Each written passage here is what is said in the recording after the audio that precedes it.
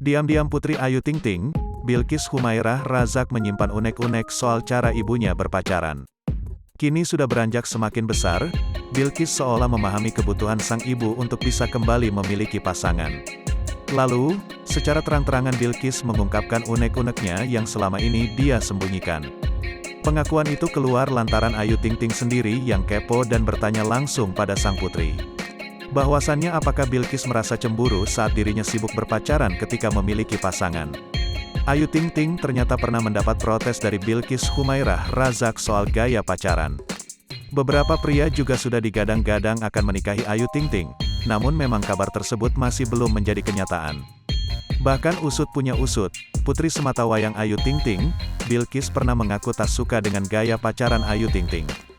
Bilqis pun sampai terang-terangan menyebutkan tabiat ibunya saat punya pacar.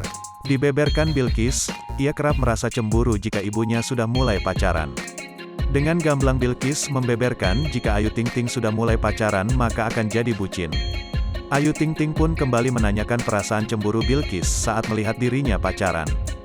Bilqis dengan tegas membenarkan dirinya cemburu. Bahkan karena kesal dengan sikap bucin sang ibu, Bilqis sampai menghindar.